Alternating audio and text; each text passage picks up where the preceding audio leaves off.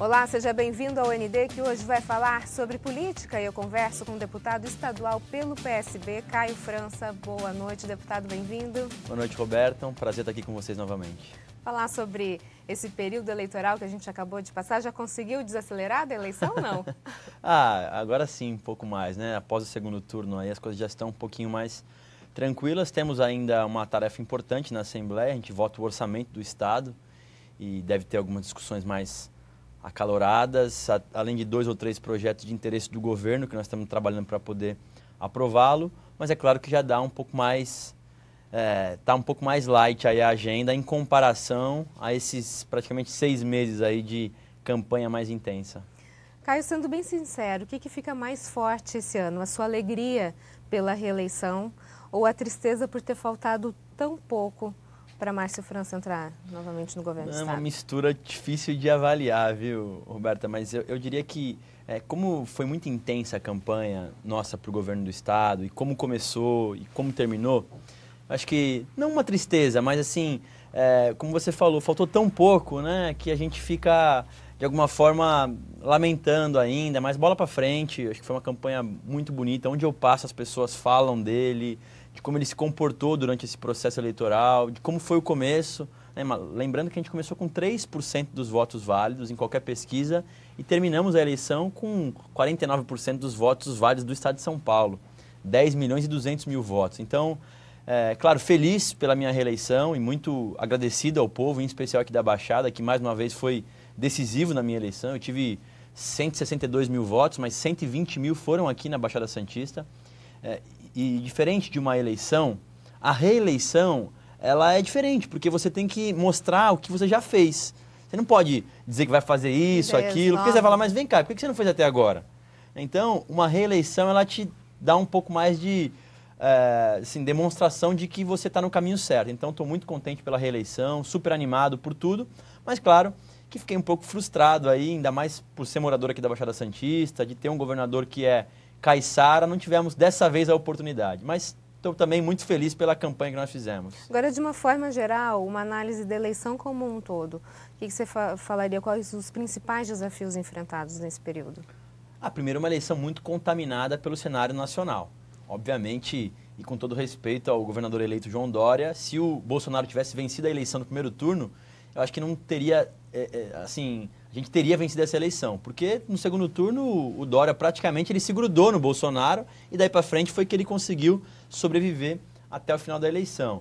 Então, uma eleição muito contaminada com esse cenário nacional, uma eleição em que as pessoas cobravam de você que você tivesse em um dos lados, em um dos campos políticos. Então, isso também foi muito determinante.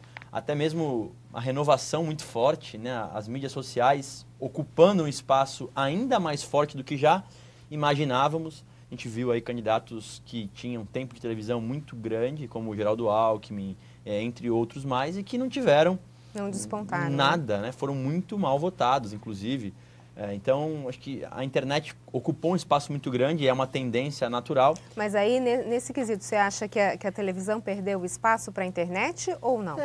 Eu digo assim, são duas coisas distintas, porque a internet ela é muito forte hoje em dia e ela tem um alcance muito rápido. Só que a mensagem passa, ela passa. A televisão, ela consolida uma imagem, eu acho, né? Então, por exemplo, na eleição do meu pai, eu diria que a televisão foi importante para poder consolidar a imagem dele, de uma pessoa serena, equilibrada, correta, cumprir compromissos. Eu acho que tudo isso, a televisão propiciou a gente a chegar onde nós chegamos também. Ao mesmo tempo, a televisão, aí são erros talvez de estratégia da pessoa que está coordenando isso, né? No caso do Geraldo Alckmin, penso eu que a estratégia de bater no Bolsonaro logo de cara não tenha sido a melhor das estratégias.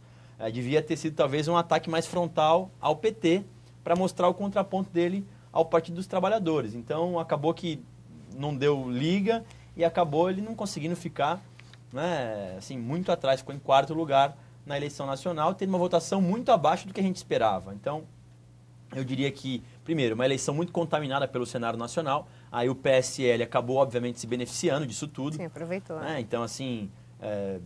e de certa forma surpreendeu, né? Surpreendeu, porque, vamos lá, casos pontuais, para ser específico, Janaína Pascoal, 2,5 milhões de votos, Assim, a gente não via muita coisa dela. Praticamente, eu soube que ela seria candidata há 15 dias da eleição. Aí eu comecei a perceber que o movimento dela ia ser grande, mas não tão grande como foi.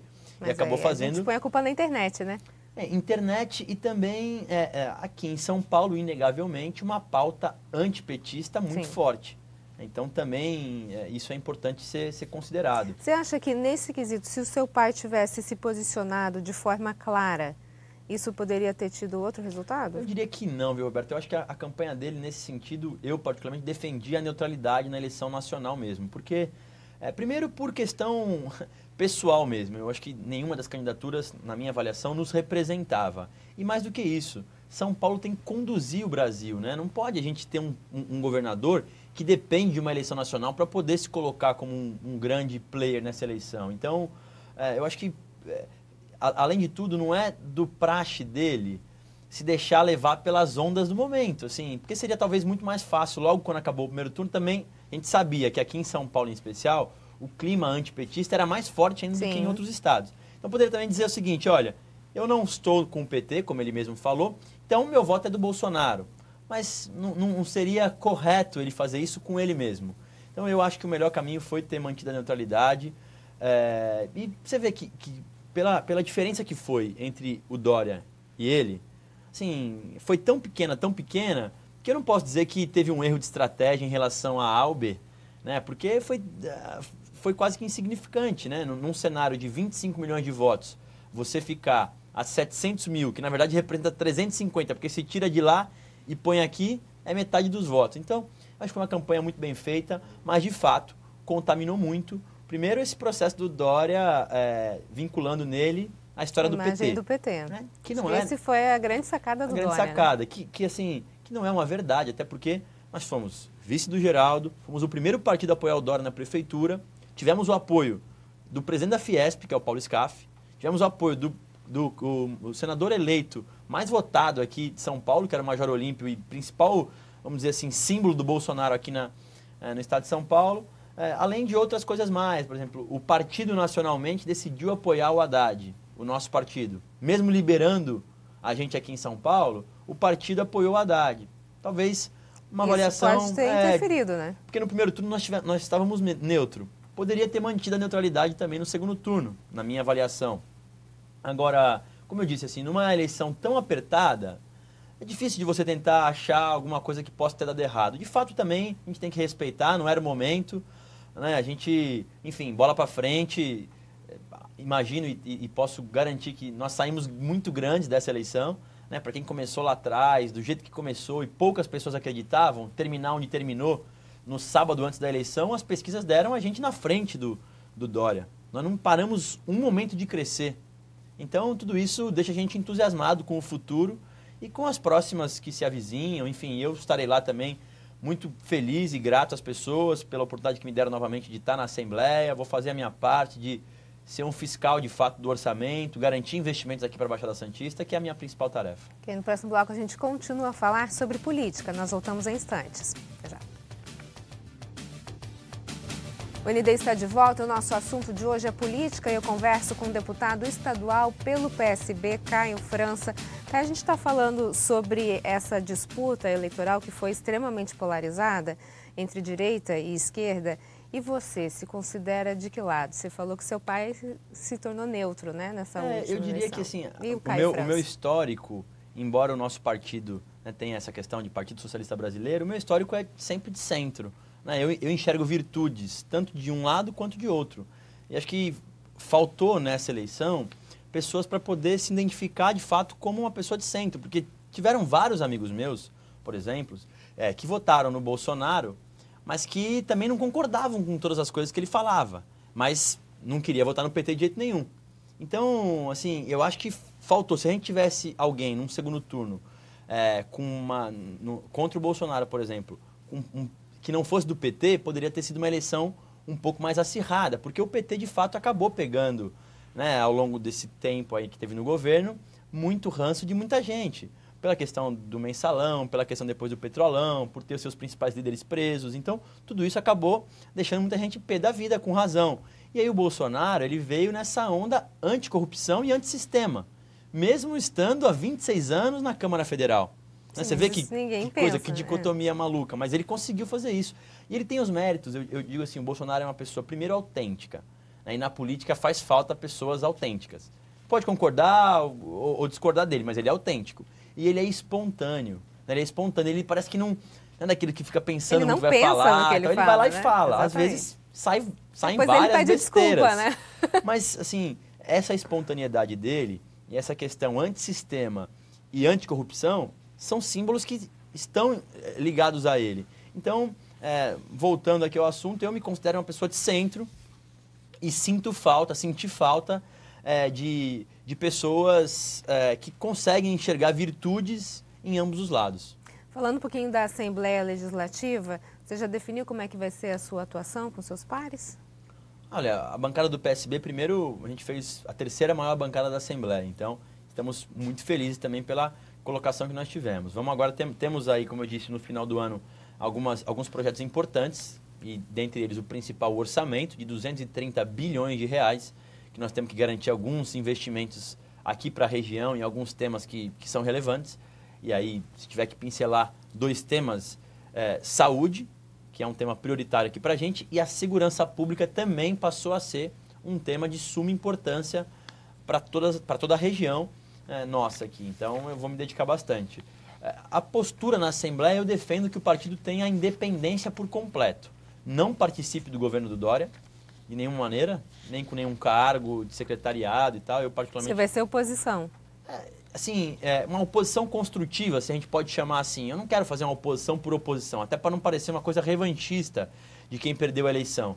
Agora, eu pretendo sim ter uma postura de independência, não fazer a defesa do governo, né, como a gente fez várias vezes no caso do Geraldo, a gente fazia algumas críticas que a gente fazia mais internamente. Né? Quando você está no governo, você faz críticas, mas muitas vezes você faz internamente, você cobra diretamente para secretários. Agora, quando você está na oposição, você tem outros mecanismos que tem, a imprensa, a própria tribuna da Assembleia, enfim, é uma postura diferente que a gente pretende adotar. Afinal, assim, a gente respeita muito a eleição, mas nós dividimos praticamente o eleitorado do Estado de São Paulo. Né? Ficou dividido em dois. Um teve 10 milhões e 200, o outro teve 10 milhões e 800. Então, praticamente, a gente dividiu o Estado. Eu entendo que as pessoas que votaram na gente, a gente quer ver o Estado de São Paulo bem, forte, com desenvolvimento, e nós vamos torcer muito para que o João Dória possa fazer um grande governo, mas sem necessariamente a gente estar participando diretamente do governo. Então a gente pode esperar um posicionamento seu dessa gestão mais incisivo? Sem dúvida.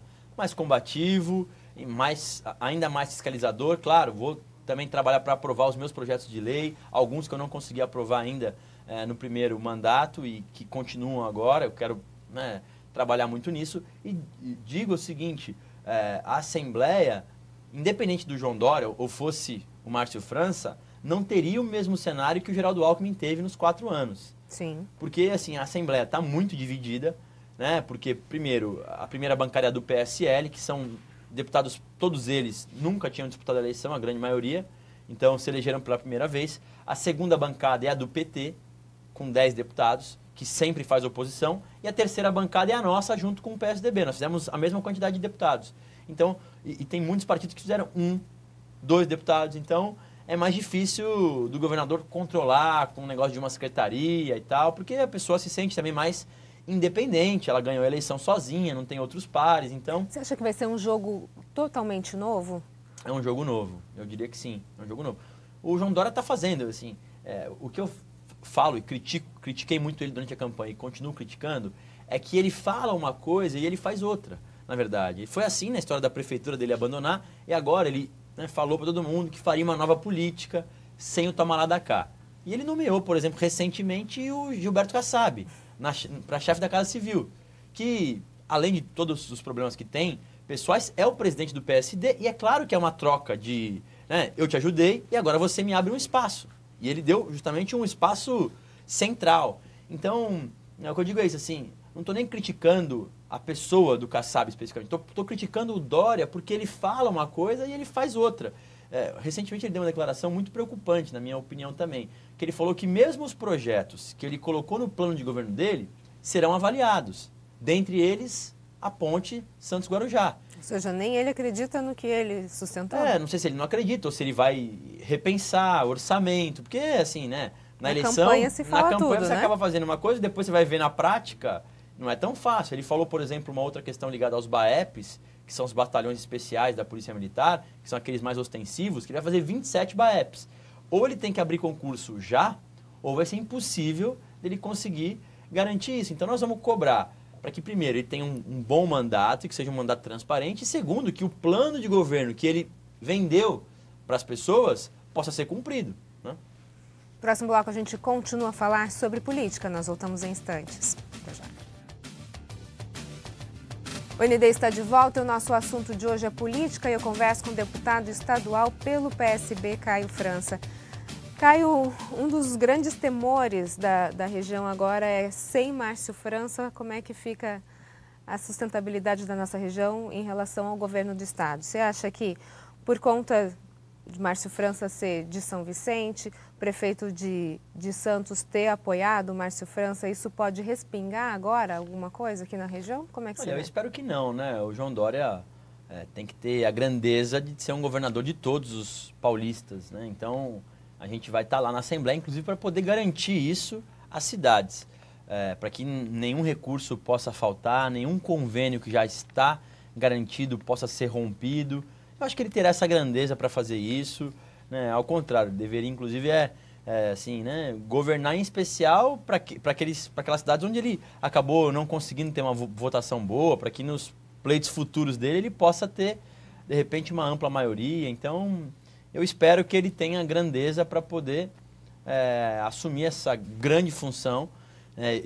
Eu já disse isso e repito, a vontade dele, eu aposto com qualquer um, que ainda era ser presidente da República e continua sendo. Mas ele agora é governador de São Paulo, espero que cumpra o seu mandato por 4 anos e a região precisa muito, é uma região muito que depende muito do Estado. O Estado é o principal apoiador em todos os projetos grandes e menores aqui, não só aqui, a Baixada Santista, mas o Vale do Ribeira da mesma forma, dependem muito do governo do Estado e nós estaremos lá para garantir isso a todos os municípios. Você estava falando antes sobre algumas ações do plano de governo do governador João Dória, que algumas mudanças podem acontecer. Uma delas seria a construção da ponte Santos-Guarujá, que já tinha sido até assinada, enfim, né? Existem alguns indícios também que o Dória extinguiria o GPOI. Você acredita que isso possa acontecer e dá para ser feito alguma coisa para reverter essa situação? Infelizmente é bem provável. Nós vamos trabalhar para poder garantir o projeto no orçamento. Porque assim, o Dória também, assim como qualquer outro governador, ele é limitado ao orçamento que a Assembleia vota. Então ele não pode fazer o que der na cabeça dele. Né? Então nós vamos votar um orçamento agora até o final do ano, só que nitidamente a bancada do PSDB, por exemplo, orientada pelo Dória, está tentando tirar o recurso do projeto para poder colocar em outras coisas. E aí o projeto ficaria, obviamente, órfão e sem condição de ser custeado, porque nenhum município tem condição de custear um projeto como esse. Hoje são 20 municípios que recebem o programa. A previsão nossa era que nós tivéssemos 40, pelo menos, no próximo ano, e ia chegando até 100 municípios no final do mandato. Nós vamos trabalhar até o final do ano para poder garantir o GPOI no orçamento do Estado, mas eu sinto uma grande força da bancada do PSDB, orientada pelo Dória, para extinguir o projeto.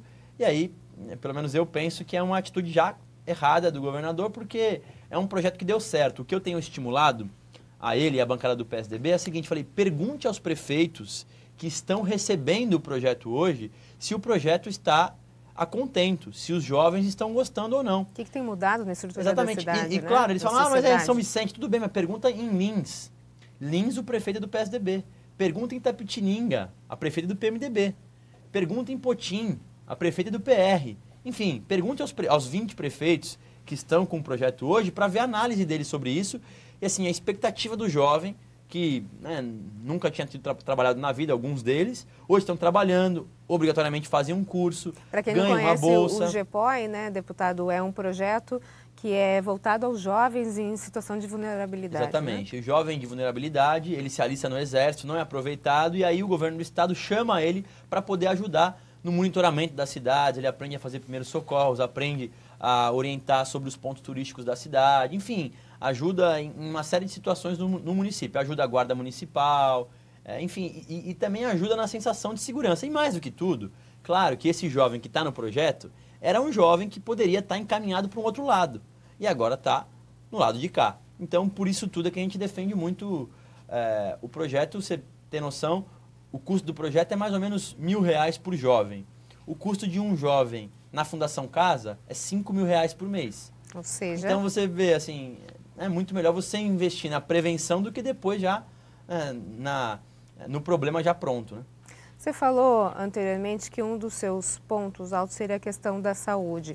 E os dois candidatos, Márcio França e João Dória, prometeram a construção de um hospital estadual em São Vicente. É possível isso? É possível, é possível. Nós estamos bem encaminhados já até o final do ano, né, para poder fazer um convênio com o município. Está tudo pronto, já passou na DRS aqui, está na secretaria, para que o município possa ocupar o São José, poder mudar o seu pronto-socorro para que o CREI possa, no Hospital Municipal, possa ser um hospital público estadual. Então tudo isso deve estar pronto já, mas também tinha na previsão de plano de governo do governador Márcio França e também do João Dória a construção de um novo hospital. Na nossa avaliação tem a área continental para fazer isso, que é uma área grande, populosa, onde as pessoas também precisam muito. Então vamos trabalhar para que isso possa sair do papel também, além de outras cidades mais. A gente tinha no orçamento também do governador a previsão da construção de um AME no Guarujá, em Vicente de Carvalho, que é uma luta nossa desde o começo do mandato, que a gente pretende ainda até o final do ano agora dar um encaminhamento,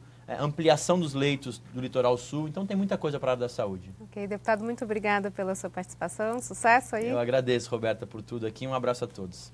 O ND fica por aqui, uma ótima noite para você, fica agora com o Jornal da Band. Até mais.